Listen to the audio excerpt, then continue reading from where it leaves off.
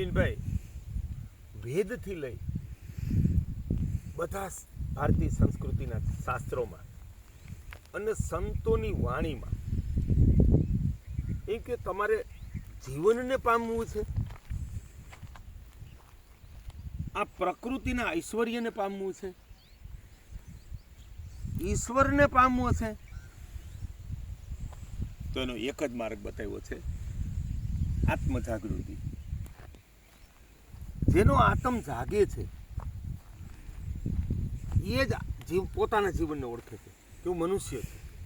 તો એમ કે આદર્શ મનુષ્ય, આદર્શ નારી, દિવ્ય મનુષ્ય, દેવરૂપ મનુષ્ય કેવો, બરોબર. અને આ પ્રકૃતિ છે ને એના કણકણમાં એક ચૈતન્ય છે, એ ઐશ્વર્ય કેવું છે અને પરમાત્મા કેવો છે. એટલે ગંગા સતી કે વીજળીને ચમકારે, એ આત્મજાગૃતિની વાત છે, બરોબર. અખિલ બ્રહ્માંડમાં એક તું શ્રી હરિ, જુદવે રૂપે અનંત પાસે નરસિંહ મહેતા, એ પણ આત્મજાગૃતિની વાત છે. એવું જ ત્રિભુવનદાસ લુહાર કવિ સુંદરમનું એક ભજન તમને કે પોતા લુહાર છે તો લુહારના ઓજારોને જોડીને એ ઈશ્વરને પ્રાર્થના કરે છે આત્મજાગૃતિ માટે. એક જ દે ચિનગારી મહાનલ, એક જ દે ચિનગારી, એક જ દે ચિનગારી મહાનલ, એક જ દે ચિનગારી. ચકમક લોઢો કસતા કસતા, ચકમક લોઢો કસતા કસતા, ખર્ચી જિંદગી સારી. જામગરીમાં તણખો ન પડ્યો, જામગરીમાં તણખો ન પડ્યો, ન પડી મહેનત મારી મહાનલ, એક જ દે ચિનગારી, એક જ દે ચિનગારી મહાનલ, એક જ દે ચિનગારી. આમાં એમ કહે છે ચકમક લોઢું ઘસતા ઘસતા. હવે એ તો પ્રતીક છે, બરાબર. ચકમક એટલે મન, લોઢું એટલે બુદ્ધિ.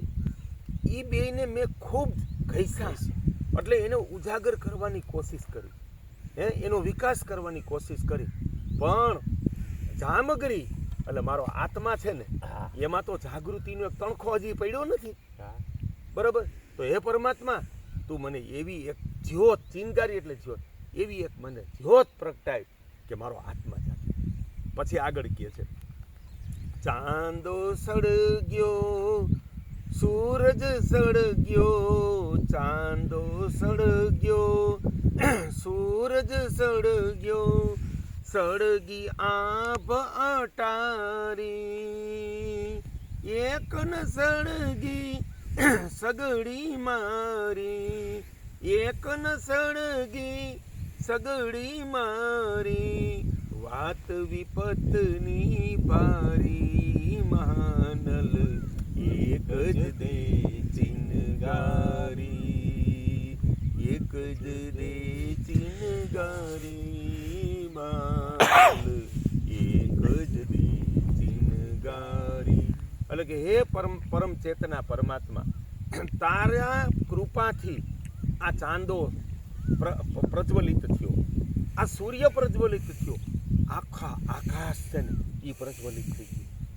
અને મારો એક આ નાનકડો સૂક્ષ્મ આત્મા એ હજી કાં પ્રજ્વલિત ન થયો. ના સળગી સગડી મારી, ત્યારે આત્માને એ બીજી વખત સગડીનું કહે છે. પહેલી વખત જામગરી સાથે સરખાવે છે અને બીજી વખત છે ને સગડી કહે છે કે મારી આત્મરૂપી સગડી કાં ના સળગી. અને એ કવિને વૃદ્ધત્વ આવી ગયું છે અને મોત સામે દેખાય છે કે હવે તો મારે થોડાક સમય પછી આ ધરતી છોડવી પડશે. ત્યારે એ છેલ્લી કડીમાં પરમાત્માને વિનવે છે ઠંડીમાં મુજ કાયા થથરે, ઠંડીમાં મુજ કાયા થથરે, ખૂટી ધીરજ મારી, વૈશ્વાનલ અધિકન માગું વૈશ્વાનલ અધિકન માગું એક ચિનગારી મહાનલ એક જ દે ચિનગારી એક જ દે ચિનગારી મહાનલ એક જ દે ચિનગારી. ઠંડીમાં મુજ કાયા થથરે એટલે ઠંડી એટલે વૃદ્ધત્વ. ક્યાં વૃદ્ધત્વમાં હવે આ શરીર તો ધ્રુજવા માંડી ગયું છે અને મારી હવે ધીરજ ખૂટી ગઈ છે. હવે કંઈ મને મૃત્યુ આવી જાય ને એ નક્કી નથી એટલે મારી ધીરજ ખૂટી ગઈ. એ પરમાત્મા મને મોત આવે ને ત્યારે પરમાત્માને વૈશ્વાનલ કહે છે. એટલે વૈશ્વાનલ એટલે સકલ સૃષ્ટિને અગ્નિને જ્યોતને પ્રજ્વલિત કરનાર. એને કીધું કે આપણે પેટમાં કીધું વૈશ્વાનલ, જે આપણે જઠરાગ્નિને વૈષ્ણવાનલનું બિરુદ આપ્યું છે. તો પરમાત્માને વૈશ્વાનલનું આપણે વૈદિક સંસ્કૃતિમાં બિરુદ આપ્યું છે કે આખી સૃષ્ટિનું જે અગ્નિ તત્વ છે એને પ્રજ્વલિત કરનાર એ પરમાત્મા છે. એ પરમાત્મા હવે તો મને મોત સામે દેખાય છે, તું મને આત્મ જાગૃતિ આપી દે. અને ખરેખર મેં મારા જીવનમાં અનુભવ્યું છે કે આત્મા જાગે છે ને ત્યારે જ જીવન ઓળખાય છે. ત્યારે જ જીવન સાથીથી લઈ અને સ્વજન, મિત્ર, મનુષ્ય, ગાય, પાણી, પ્રકૃતિ એ બધું ઓળખી શકાય છે. અને એના ચૈતન્ય ઓળખી જઈને એ જ ઈશ્વરની પ્રાપ્તિ છે. ઉપનિષદમાં કીધું છે કે પરમાત્મા તો સકલમાં સમાયેલો છે. અને એટલે આ વૈરાગ્યવાદી સંપ્રદાય કીધું કે આ પત્ની માયા, આ સંસાર માયા, આ તારો ઉદ્યોગ માયા, કર્મને માયા કીધું, કર્તવ્ય ધર્મને માયા કીધું, રાષ્ટ્ર ધર્મને માયા કીધું.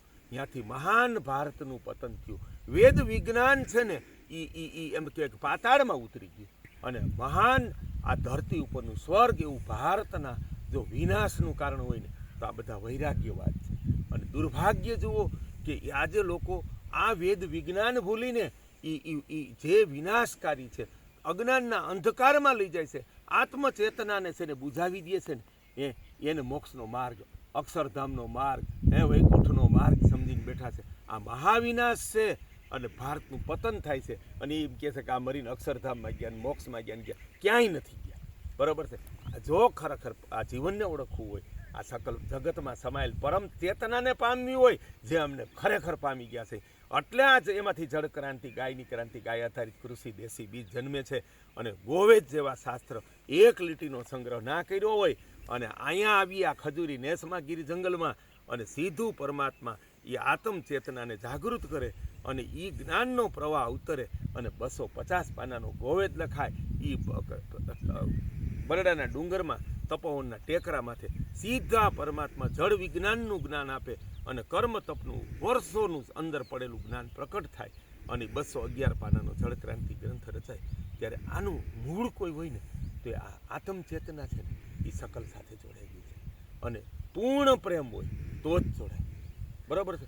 પછી કઠોર એને પામવા માટેનો કર્તવ્ય ધર્મ, કઠોર પરિશ્રમ જોઈએ.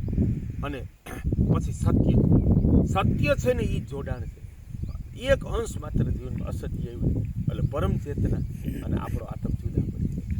અને પછી સેવા છે તો કર્મ ફળ ત્યાગ જોઈએ. કાંઈ જોતું છે તો એ સેવા નથી.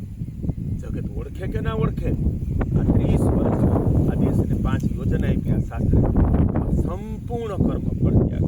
આ ગીર જંગલમાં બેઠા છે ત્યારે ઈશ્વરની સાક્ષીએ હું ઈશ્વરને જ કહું છું કે મારો સંપૂર્ણ કર્મ ફળ ત્યાગ છે. એનો સાક્ષી પરમાત્મા છે કે આમાં તમારે કાંઈ નથી. બરાબર. એટલે આ આત્મ ચેતનાને જાગૃત કરવાની અને આ અસ્તિત્વને જીવંતરને પામવું હોય, પરમાત્માને પામવું હોય તો વેદના શરણે જવા સૌને અપીલ છે. મનસુખભાઈ સુવાડિયા.